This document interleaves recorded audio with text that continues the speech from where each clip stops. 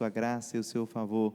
E como é bom poder estar cultuando com os irmãos aqui, você que nos visita, que a bênção do Senhor seja sobre a sua vida e sobre a sua casa também, poderosamente, em nome de Jesus. Amém? Irmãos, nós estamos nesse tempo sendo ministrados a palavra de Deus através de um personagem, de um livro da Bíblia, que o Senhor muito tem falado aos nossos corações. Amém? Qual personagem é esse? Ah, que bom, os irmãos estão acompanhando a série de Jó, então pode abrir sua Bíblia aí, no livro de Jó. Enquanto os irmãos vão abrindo ali a Bíblia no livro de Jó, nós estamos aprendendo acerca da soberania de Deus em um mundo caído. Nós sabemos que aquilo que nós vivemos aqui nesse mundo, nós estamos vivendo em grande parte os sofrimentos em que nós vivemos, se dá por causa da queda do homem. Outrora ali no jardim do Éden, antes da queda, tudo era perfeito, tudo era lindo, tudo era maravilhoso. Todavia, depois da queda do homem, nós passamos a sofrer as mazelas e as consequências dessa queda, seja ela direta ou indiretamente, nós sofremos. Mesmo que nós buscamos servir ao Senhor, nós somos sim sujeitos a todos os prejuízos e as consequências que o pecado do homem original assim trouxe desde lá do início. Então no capítulo 1 de Jó, nós observamos e vimos um homem, um servo do Senhor, em que a palavra de Deus nos mostra que ele era um homem íntegro, que mais? Reto, temente a Deus e que se desviava do mal. Nós vimos isso no capítulo 1, e esse homem, a palavra de Deus nos mostra que era um homem muito próspero, um homem muito rico. Eu cheguei a dizer naquela primeira mensagem que se ele fosse nos dias de hoje, ele seria o sheik árabe mais rico do mundo. Não era qualquer pessoa, era uma pessoa que tinha muitas posses. E a palavra de Deus nos mostra que o próprio Deus vai falar, o próprio Deus vai demonstrar isso, o próprio Deus vai trazer isso acerca deste homem. E nós observamos que nós precisamos aprender a confiar em Deus, mesmo diante dos reveses da vida. Porque uma vida que outrora estava caminhando, tudo certinho, tudo regulado, tudo planejado, tudo muito bem organizado, de uma hora para outra, nós vamos ver que tudo vai por água abaixo. Ele sofre um revés muito grande na sua vida, mas mesmo assim, a palavra de Deus mostra que ele continua confiando em Deus, e a soberania de Deus é sobre a sua vida. Nós vimos no segundo capítulo, na segunda exposição, que foi no domingo passado, em que eu falei pela manhã, que nós traremos uma palavra motivacional, e à noite, quando a gente apresenta o tema aqui, muitos ficaram assim, será que isso mesmo é uma palavra motivacional? Não há nada tão ruim que não possa piorar? E nós vimos no capítulo 2, versículo 1 ao versículo 10 ali, um homem em que, mesmo as coisas estando tão ruins para ele, as coisas vão sim piorar. Nós vimos que o ataque do inimigo contra a sua vida vai aumentar, mesmo diante de tudo aquilo que ele já havia sofrido, tudo aquilo que ele já havia enfrentado. E nós observamos também que aquele homem também, ele vai sofrer o abandono de quem deveria estar próximo. Só que nós observamos que mesmo que tudo isso aconteça, nós temos um Deus que nunca nos abandona. Ele continua ao nosso lado, Ele continua junto conosco. E hoje o Senhor quer nos convidar ou continuar nos ensinando acerca da sua palavra no sofrimento de Jó. E nós vamos ver nessa noite que o sofrimento dói. O sofrimento dói. Abra sua Bíblia aí, em Jó, capítulo 2. Estaremos lendo a partir do versículo 11, a palavra do Senhor. Já encontrou isso? Já está com a sua Bíblia aberta? Continue com a sua Bíblia aberta, porque hoje nós vamos começar no versículo 11 do capítulo 2, nós vamos ler agora apenas até o versículo 13, e depois nós vamos expor todo o capítulo 3 de Jó também, nessa noite. Juntos comigo, amém? A palavra de Deus nos diz o seguinte: e 3 amigos de Jó, ouvindo falar da desgraça que lhe havia acontecido, vieram cada um do seu lugar, pois haviam combinado de vir prestar-lhe solidariedade e consolá-lo. Elifas, o temanita, Bildade, o suíta, e Zofar, o naamatita. Eles o viram de longe, mas não o reconheceram.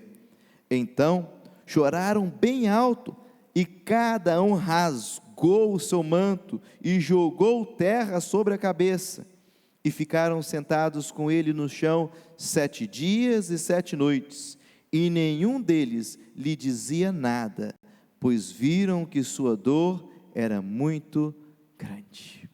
Amém. Pai, estamos diante da Tua palavra, ó Deus, que o Senhor tem falado e nos ensinado tanto nesses dias, e pedimos, ó Pai, que o Senhor continue a falar, a ministrar aos nossos corações, a nos ensinar aquilo que o Senhor tem para nós nesse dia de hoje, Pai, em nome de Jesus. Amém e amém. O sofrimento dói. Eu não sei como que você chegou aqui nessa noite, como que está o seu coração, a sua alma, como que está a sua vida. Pode ser que você que se encontra aqui nessa noite, esteja vivendo um momento de intensa e profunda dor, mas não a dor unicamente física, que ela também traz e provoca muito sofrimento para nós, mas uma dor talvez da sua alma, nas suas emoções. Talvez você está passando por situações em que essas situações têm te afligido tanto, que isso tem sido como se o seu coração estivesse sendo esmagado. Mas pode ser também que você não está passando por essa fase, mas você consegue se lembrar de algum momento da sua vida em que o sofrimento foi tão grande, foi tão forte, foi tão violento, em que você sentia essa dor na sua pele, você sentia essa dor amargurando a sua alma. Independente de qual seja a situação que você está vivendo, a palavra de Deus nessa noite é para o seu coração, é para você tomar posse dela nessa noite no seu coração. Sabe por quê? Porque o sofrimento dói, e nós conseguimos observar aqui que o sofrimento dói, comovendo e trazendo os amigos para perto. Diante da situação em que Jó se encontrava, agora as notícias vão correr pelas redondezas, e quando nós observamos o texto bíblico, o texto fala que essa notícia da sua situação vai chegar aos ouvidos dos seus amigos, e a palavra nos mostra que eles vão vir para lhe consolar. Olha o versículo 11 que nós lemos, e eu quero observar com você este versículo. O texto diz que 3 amigos de Jó, ouvindo falar da desgraça que lhe havia acontecido, vieram cada um do seu lugar, pois haviam combinado de vir prestar-lhe solidariedade e consolá-lo. Elifas, o temanita, Bildade, o suíta, e Zofar, o naamatita. Só que quando nós falamos que esses amigos vêm consolar, a gente pensa que geralmente é igual aquele nosso amigo que nós temos, talvez do nosso condomínio, talvez do nosso bairro, talvez da nossa cidade, talvez da Grande Vitória. A gente geralmente tende a pensar nesse sentido. E quando nós ouvimos e falamos aqui que as notícias chegaram até eles, a tendência nossa é nós pensarmos, nos dias de hoje, aquela notícia rápida, instantânea, que a gente pega o celular e já envia, e rapidamente a pessoa fica sabendo. Olha só, você ficou sabendo do nosso querido amigo que ele foi acometido de uma doença muito grande, o nosso amigo Jó, olha, afetou uma doença na pele dele ali, que está causando tantos transtornos, e os médicos até agora não conseguiram cura alguma, ele está definhando, indo de mal a pior, e sem falar do mais, a situação da família dele. Olha, morreu todo mundo morreu, acabou, só sobrou a esposa dele junto com ele, e ainda está mandando ele amaldiçoar e Deus e morrer. É isso que estão falando por aí. E não bastasse, olha, ele não tem dinheiro agora nem mais para poder pagar o tratamento. Sabia disso, Elifas? É mesmo, Zofar? É desse jeito mesmo que está acontecendo? É. Então a gente precisa pelo menos dar um pulinho lá para visitar ele, para poder dar uma ajuda para ele. Bom, naquele tempo não tinha essa comunicação instantânea como hoje. Naquele tempo as notícias iam correndo e demoravam dias, semanas para alcançar os lugares. E quando nós olhamos também, os meios de locomoções não eram como os de hoje. Não era como uma pessoa que porventura está lá em São Paulo, tão distante daqui do nosso lugar, mas que entra no avião e com 1h30 já está aqui junto conosco. Não. Só para você ter uma noção, olha só. O mais pertinho dele era Elifas, o temanita. Ele era o mais próximo. Temã era uma cidade importante de Edom, e dependendo da localização exata de Uz, que não se pode cravar, apenas tem algumas estimativas, pode ser que fosse de 50 a 150 quilômetros de distância. Era o mais pertinho que morava. O outro, Bildade, o suíta, ele era aquele que morava mais longe. Ele era da terra de Suá, localizada possivelmente no norte da Arábia ou da Mesopotâmia. Era cerca de 400 a 800 quilômetros, a depender da localização exata de Uz. Por fim, Zoar, o namatita, é aquele que ficava no meio do caminho.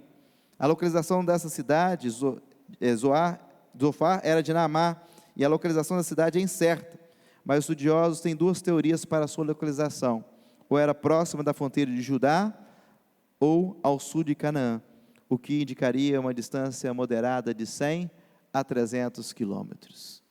Essa era a distância que se encontravam os amigos de Jó. O mais perto, na melhor perspectiva e estimativa, 50 quilômetros. O mais longe, na pior das estimativas, 800 quilômetros. E a palavra de Deus fala que eles ficaram sabendo e combinaram entre si de poder encontrar. Irmãos, como que esse pessoal que não tinha WhatsApp, não tinha telefone, não tinha carta, não tinha nada disso, combinaram de poder ir visitar Jó? Irmãos, é uma curiosidade que bate na gente, ou pelo menos na minha, não sei na sua, para poder saber como que eles conseguiram combinar. O fato é que provavelmente eles tinham alguma coisa em comum em que ligavam ele a Jó, a ponto deles assim saberem e terem essa referência e combinarem de chegar ali. Bom, essa curiosidade, se Deus nos permitir, se for algo que quiser revelar, lá no céu nós ficaremos sabendo. Aqui não teremos certeza. Mas enfim, a palavra de Deus nos diz que eles se locomoveram para poder chegar até onde Jó estava, devido ao sofrimento que eles ouviram falar que ele estava passando.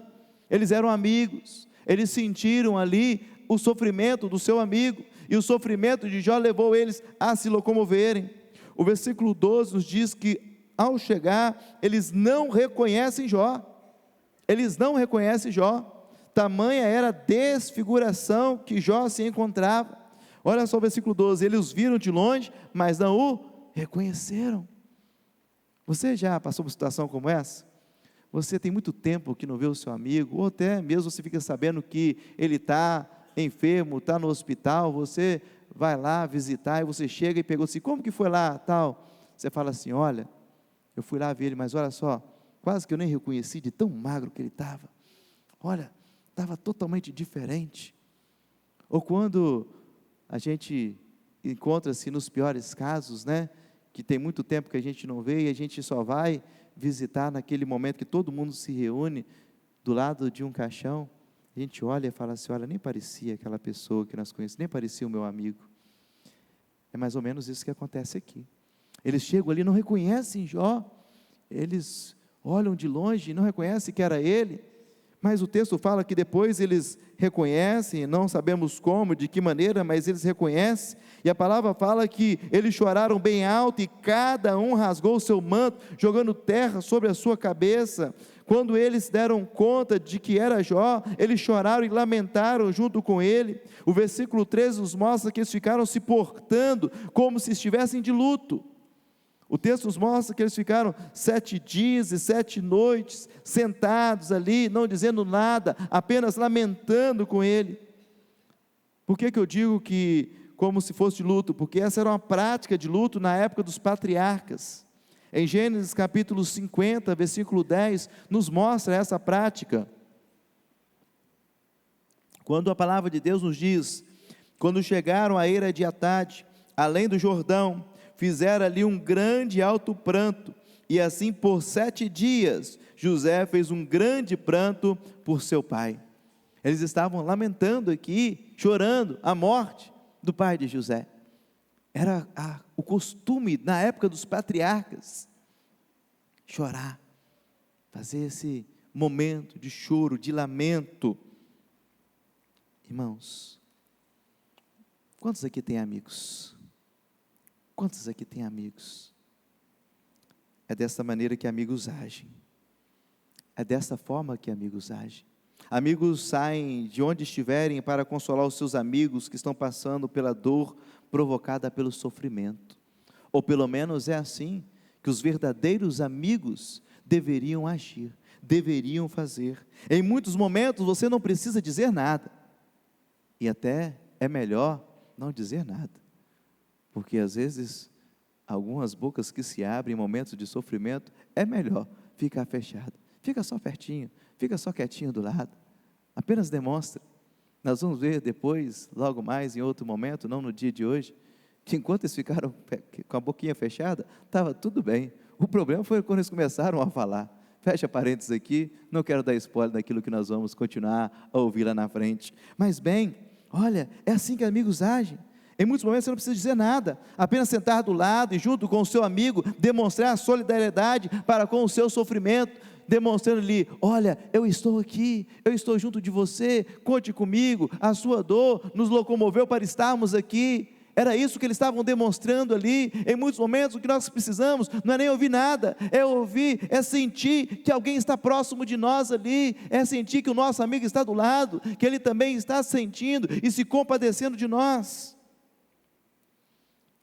Irmãos, quando olhamos para essa atitude, não temos como não lembrarmos daquele que é o nosso melhor amigo, Jesus Cristo. Deus, pelo seu imenso amor, Ele viu o nosso sofrimento, a dor que estávamos passando, provocada pelo pecado. Ele olhou, Ele viu, e por causa disso Ele desceu dos céus, Ele veio aqui nessa terra, caminhou entre homens, sofreu a nossa dor, lamentou aqui nessa terra entre nós, para que hoje nós pudéssemos sermos consolados pelo Espírito Santo, que Ele prometeu e enviou a nós, para estar nos ajudando e nos consolando em todo o tempo. Não tem como não lembrar daquilo que o nosso melhor amigo fez por nós, o nosso Senhor e Salvador Jesus. O sofrimento dói também, levando a desejar até mesmo o esquecimento do seu nascimento. Está com a sua Bíblia aberta ainda? Amém? Continue com ela aberta. Capítulo 3, versículo 1 ao 10. Depois disso, Jó abriu a boca e amaldiçoou o dia de seu nascimento e disse: pereça o dia do meu nascimento e a noite em que se disse, nasceu um menino. Converta-se aquele dia em trevas, e que Deus lá de cima não o considere, nem resplandeça sobre ele a luz. Que as trevas e a sombra da morte os resgatem, nuvens habitem sobre ele, e tudo que escurece o dia o espante. Que a escuridão tome conta daquele dia, e ela não encontre alegria entre os dias do ano, nem entre o número dos meses. Seja aquela noite estéril, e nela não se ouça voz de alegria.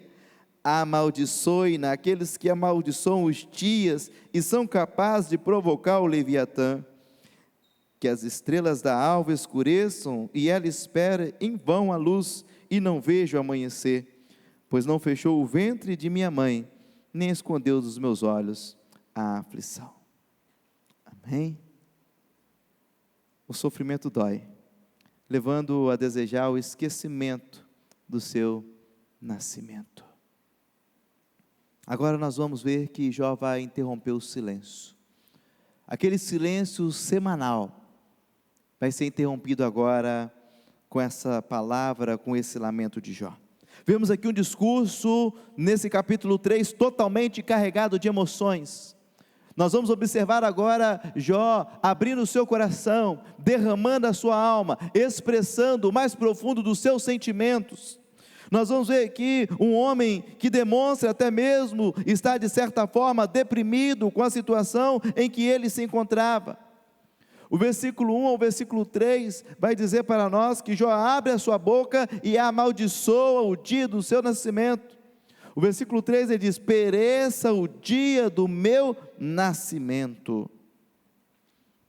O sofrimento de Jó, aqui demonstrado no capítulo 3, mas em especial nessa parte até o versículo 10, ele se assemelha muito com o sofrimento que o profeta Jeremias também estava sofrendo, e você vai observar que até mesmo a fala do profeta Jeremias é semelhante a essa fala aqui de Jó, do patriarca Jó, quando lá em Jeremias capítulo 20, versículo 14 e 15, quando o profeta também estava passando por um profundo lamento, uma profunda dor, um profundo sentimento, ele vai expressar as mesmas palavras, ou as palavras semelhantes àquela que Jó assim expressa, quando Jeremias assim diz, no capítulo 20, 14 e 15, da palavra de Deus: maldito seja o dia em que nasci, não seja bendito o dia que minha mãe me deu à luz.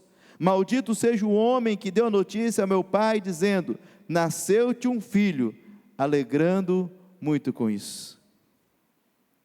Não se assemelha muito com esse texto? Amaldiçoe, maldito seja o dia do nascimento, maldito seja aquele dia em que disseram: nasceu um menino. Olha, igreja, o sofrimento, a dor provocada pelo sofrimento que Jó estava passando, era tão grande, que ele não queria nem mesmo se lembrar da data do seu aniversário. Olha que coisa triste, olha que coisa triste. Se tem uma coisa que nós gostamos de celebrar, é aniversário, não é mesmo? Hoje pela manhã aqui, tinha um monte de gente aqui, celebrando aniversário de casamento. Acabou que eu não comi churrasco em lugar nenhum, né? Mas tudo bem, né? Mas enfim, que Deus perdoe os irmãos nisso aí. Mas olha só, não é tempo de alegria, não é tempo de festa, de celebração. A gente gosta de celebrar, não é mesmo? Aniversário, a gente gosta de lembrar. A gente gosta de lembrar aniversário porque mostra o cuidado de Deus ano após ano sobre nossa vida.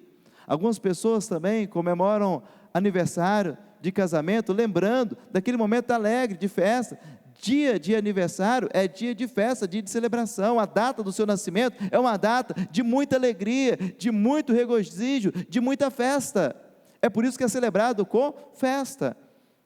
Ah, pastor, não faço festa todo ano. Mas nós não estamos falando aqui daquela festa de pompa e de gala. Não, estamos falando da festa do coração, da alegria, de gratidão, de poder estar vivo, de poder ter vida, de poder ter tido o privilégio de vir a este mundo. Só que o sofrimento, em muitos momentos da nossa vida, quando ele é tão intenso, quando ele é tão forte, quando ele é tão profundo, leva muitas pessoas e muitas vezes a agir como Jó, querer até mesmo esquecer o dia que nasceu. Muitas pessoas passam por momentos de luto e chega naquela data e fala assim: eu não quero comemorar.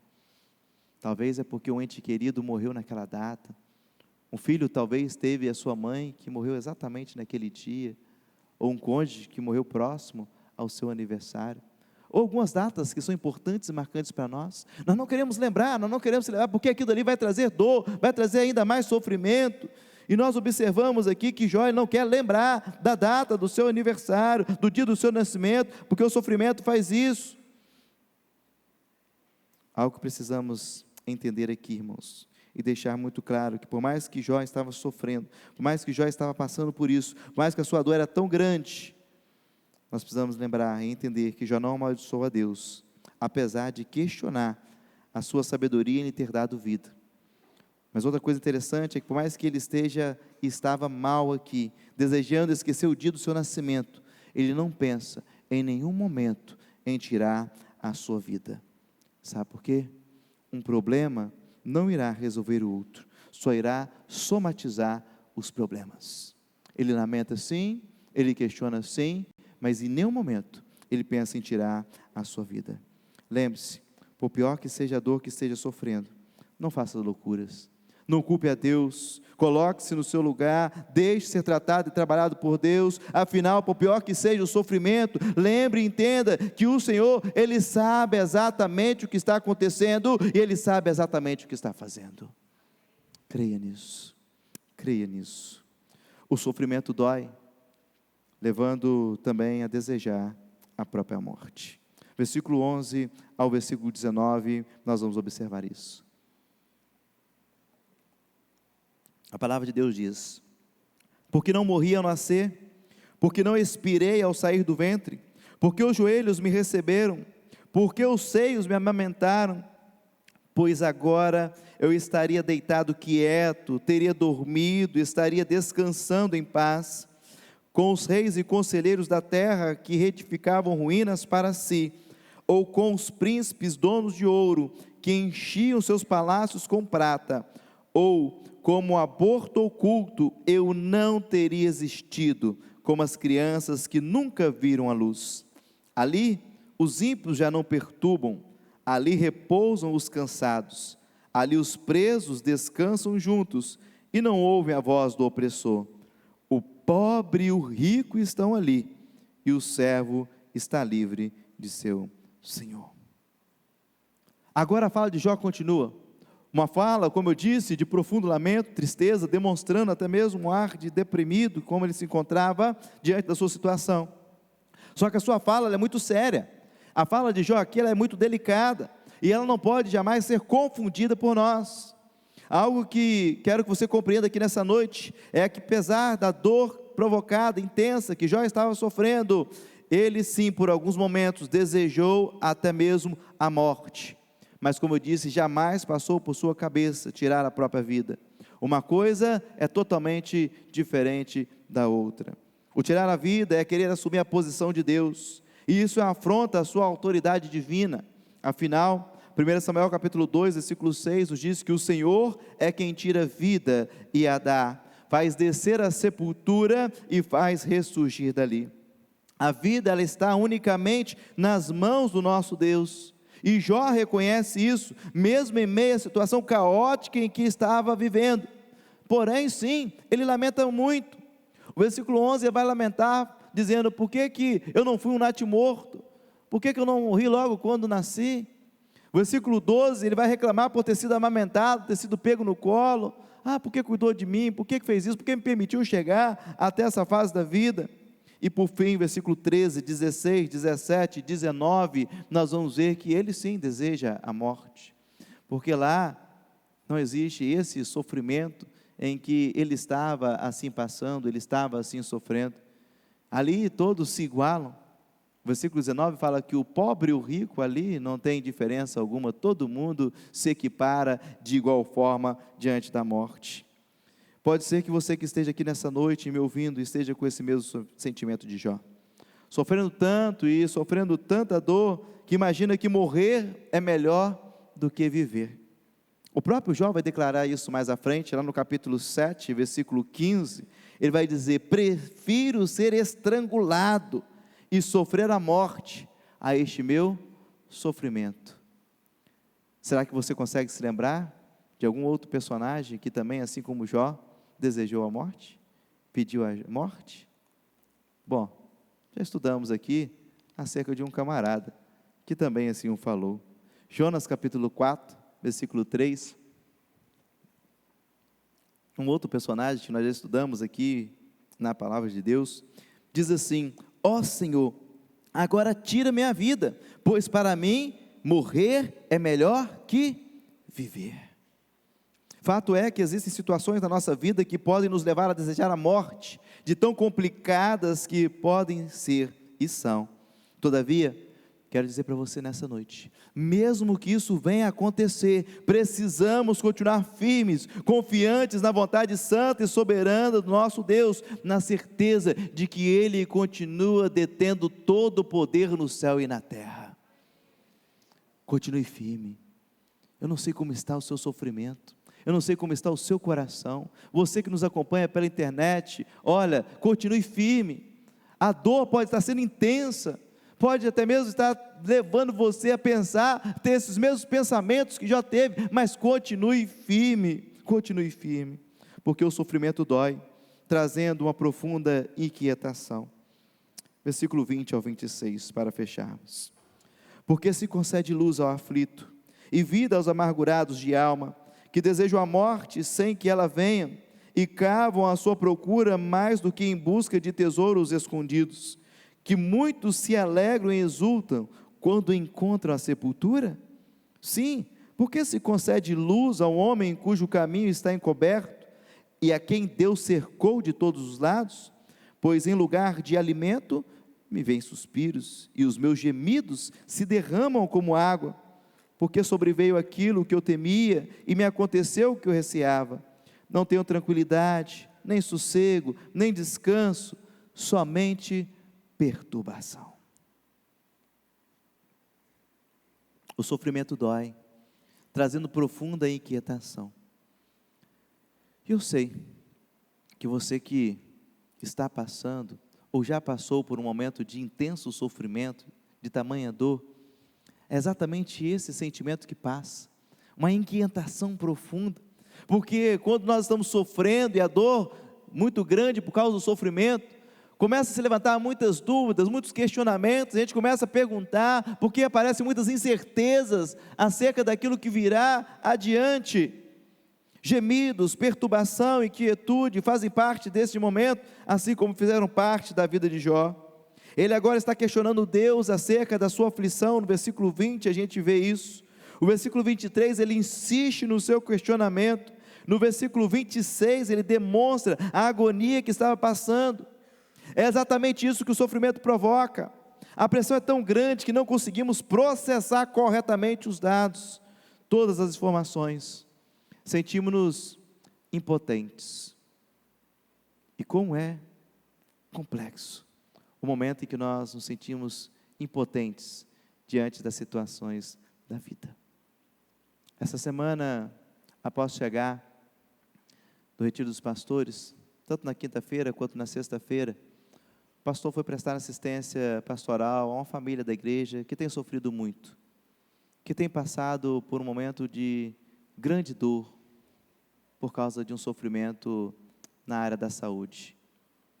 E sexta-feira, quando eu estava com um dos nossos irmãos, conversando com ele pôde expressar exatamente isso: pastor, eu estou desorientado diante dessa situação, eu não sei o que fazer.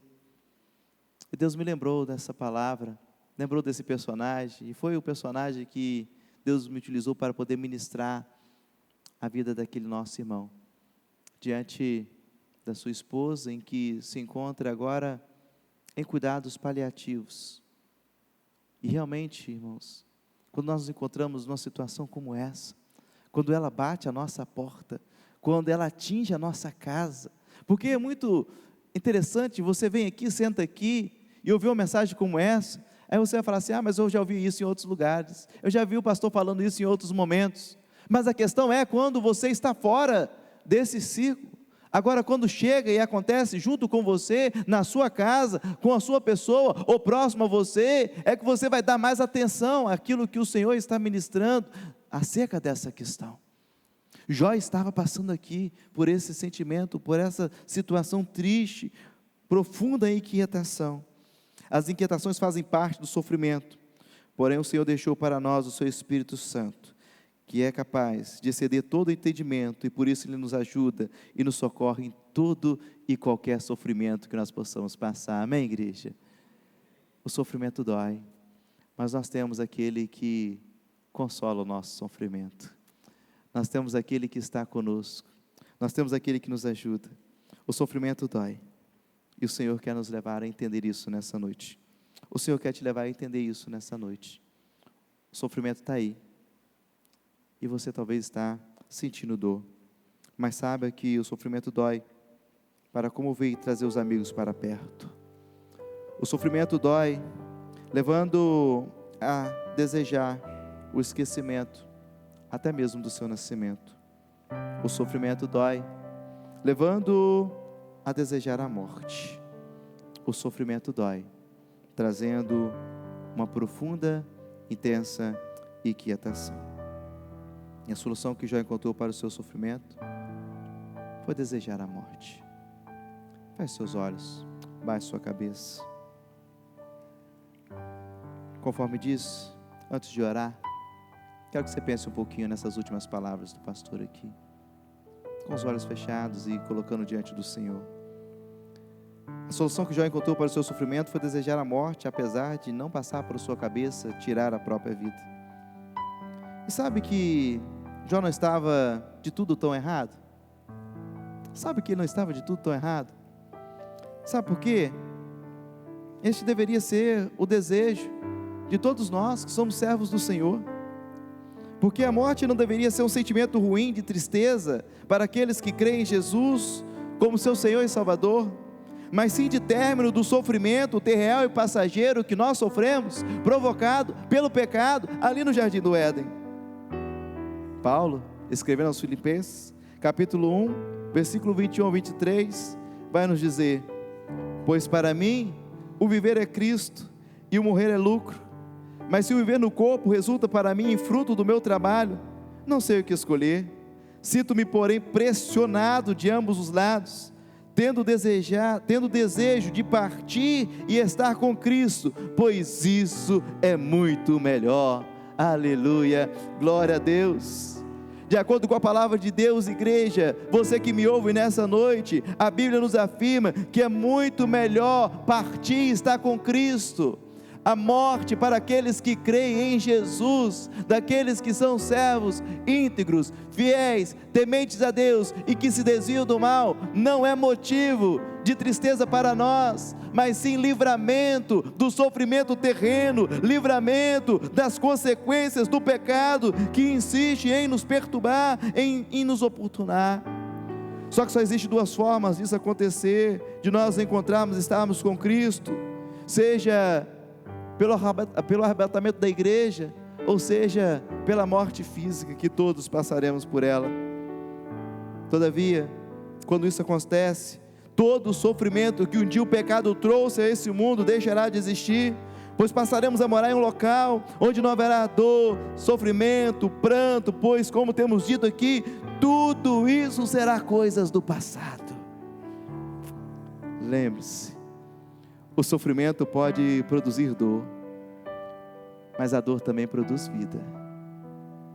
O nascimento de um filho vem mediante a dor, porém, como a própria palavra nos afirma, essa dor momentânea, ela logo é transformada de motivo de alegria para a sua mãe, quando tem o seu filho no colo.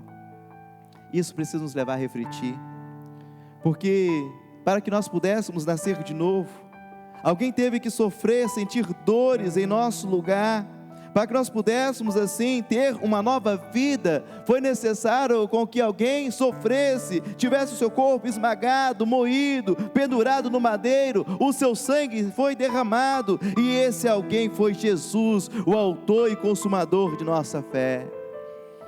Se o sofrimento produz dor, lembre-se, Jesus, através do seu sofrimento e da sua dor, produziu vida, e vida com abundância, para que todos aqueles que nele creem possam desfrutar dessa vida com abundância que Ele tem preparado para nós. Amém? Vamos orar. Deus, obrigado, Deus, quando nessa noite o Senhor nos permite estar aqui na Tua casa. O Senhor nos permite estar aqui, ó Deus, louvando, cultuando e adorando o nome santo do Senhor Jesus.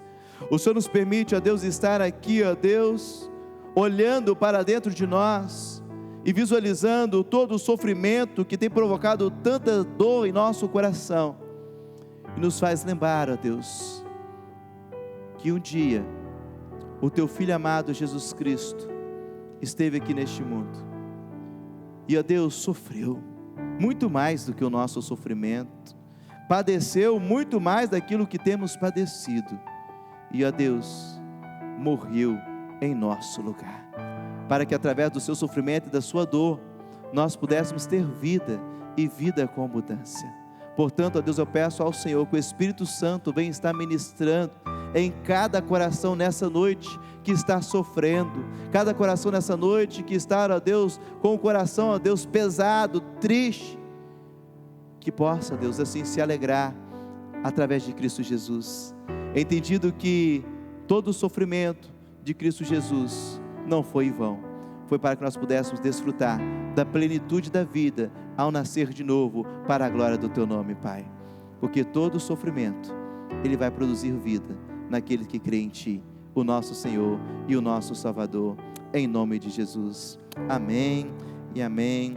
Glória a Deus. Quero convidar o Ministério da Oração aqui à frente. Nós vamos louvar um hino novamente. Quero convidar o Ministério de Louvor para estar aqui, e você vai se colocar de pé.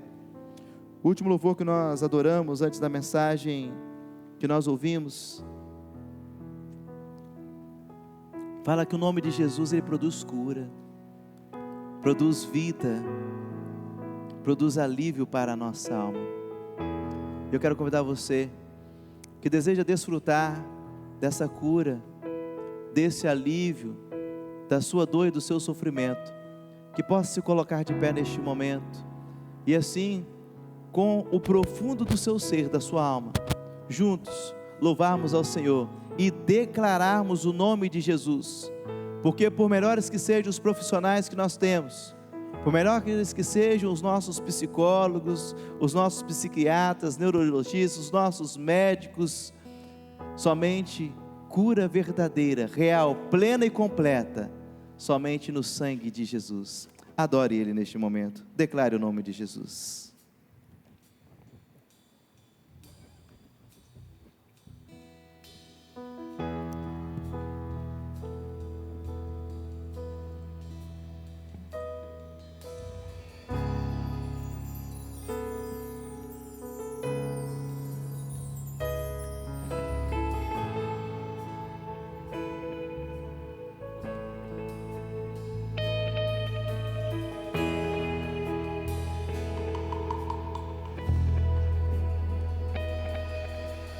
Jesus, quero declarar o Teu nome sobre toda mente e coração, pois sei que existe paz em Tua presença. Clamo, Jesus.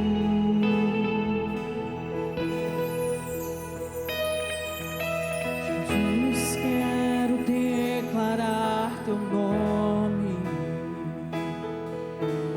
quebrando os vícios dessa geração. Declaro que há esperança e liberdade. Clamo, Jesus.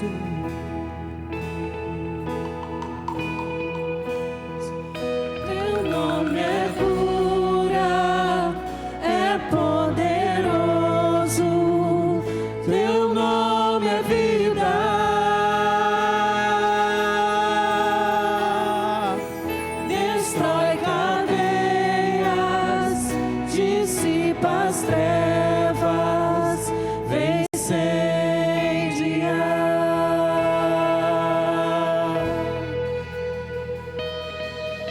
Jesus, quero declarar Teu nome sobre toda alma em depressão, ansiedade, medo, saio agora, clamo, Jesus.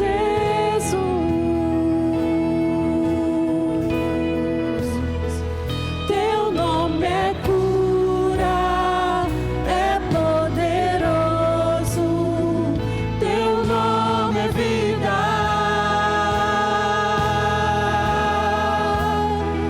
Destrói cadeias, dissipa as trevas, incendia.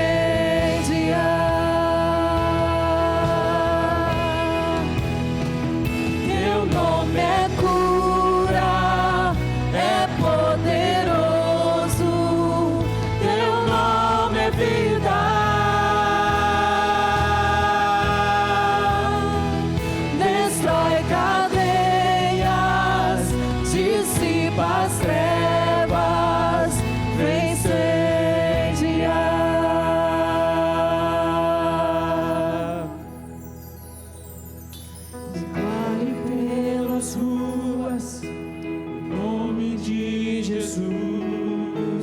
Sobre a escuridão Ele vai trazer a sua luz. Sobre sua família, clame o santo nome Jesus.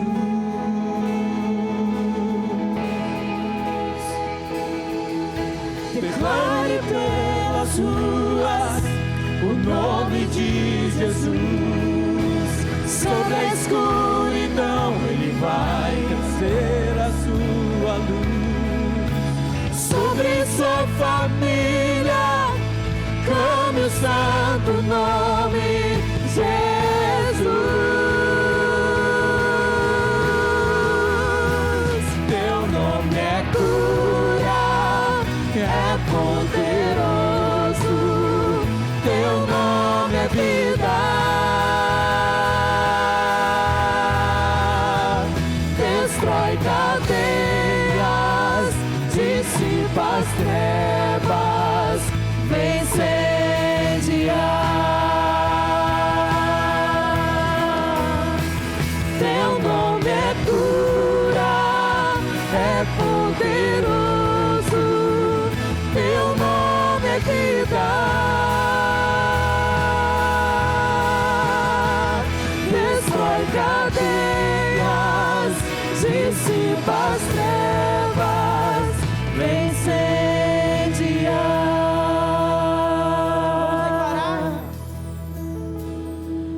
Declare pelas ruas o nome de Jesus. Sobre a escuridão Ele vai trazer a sua luz.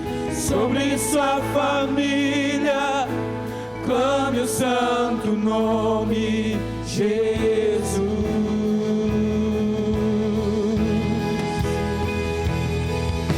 Declare pelas ruas o nome de Jesus. Sobre a escuridão Ele vai trazer a sua luz.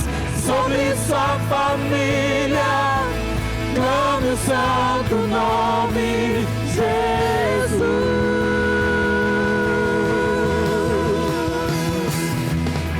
Declare pelas ruas o nome de Jesus. Sobre a escuridão Ele vai trazer a sua luz.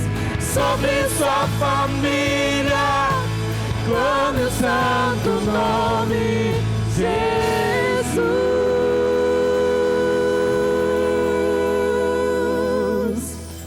Oh, aleluia. Glória a Jesus. Bendito seja o seu nome, Jesus. Aleluia. Glórias ao Senhor Jesus. Glórias damos ao nosso Senhor Jesus. Louvado, exaltado seja o nome desse Jesus maravilhoso. Diante do sofrimento e da dor que você possa, porventura, que estava passando, antes de chegar aqui nessa noite, declare o nome santo do Senhor Jesus, porque é noite de cura na sua vida, na sua casa, na sua família, para a glória do nome do nosso Deus. Amém. Glória a Deus. Podem se sentar, irmãos. Glórias ao Senhor Jesus. Quero convidar você para, junto conosco, estar declarando o nome de Jesus nas suas e nossa cidade. E essa semana nós vamos fazer isso, quando nós estaremos de segunda a quinta-feira na nossa ação